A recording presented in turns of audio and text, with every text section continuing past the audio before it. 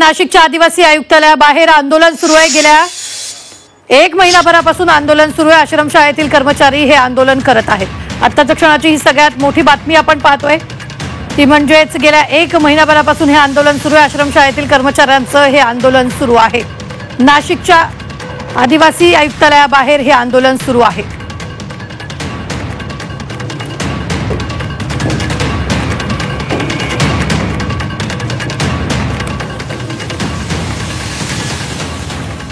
तर या संदर्भात ताजे अपडेट देत आहेत आपले प्रतिनिधी सागर गायकवाड। सागर, काय त्यांच्या मागण्या आहेत?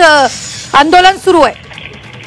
नक्कीच नाशिकच्या आदिवासी विकास भवन कार्यालयाच्या बाहेर गेल्या महिनाभरापासून वर्ग 3 आणि 4 च्या कर्मचाऱ्यांचे आंदोलन सुरू आहे।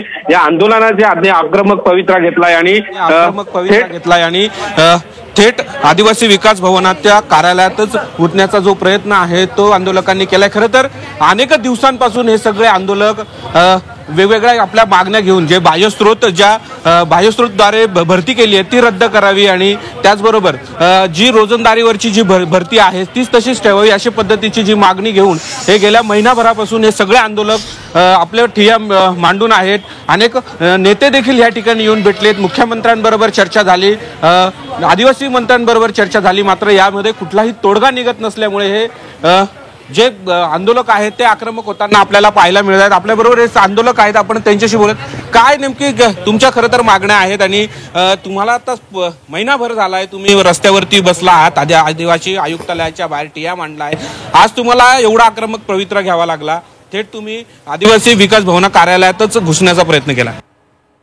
मागील आम्ही जवळजवळ 34 दिवसापासून जे आमचा हक्काचा आदिवासी विकास कार्यालय त्याच्या समोर आम्ही ठिय्या मांडून आहोत। शासनाने 21 मे 2025 रोजी आदिवासी आश्रम शाळांमध्ये 1791 पदं बाह्य स्रोत यंत्रणेद्वारे भरण्याचा जो शासन निर्णय काढला, त्या शासन निर्णयाने हे सगळे लोक 4500 लोक हे रस्त्यावर आलेत, यांचं कुटुंब उद्ध्वस्त झाले। त्याच्या निषेधार्थ ते रद्द करण्यासाठी आम्ही शासनाला आतापर्यंत लोकशाही मार्गाने मागत होतो।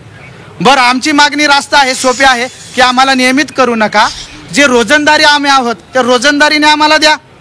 शासनाने इथं ब्रीफिंग काय केलं की हे 1 ते 9 वर्षवाले नियमित मागतात। बाबा आम्हाला नियमितची गरज नाही, आम्ही रोजंदारीने मागतोय। तरी शासनाने आतापर्यंत आमची दिशाभूल केली।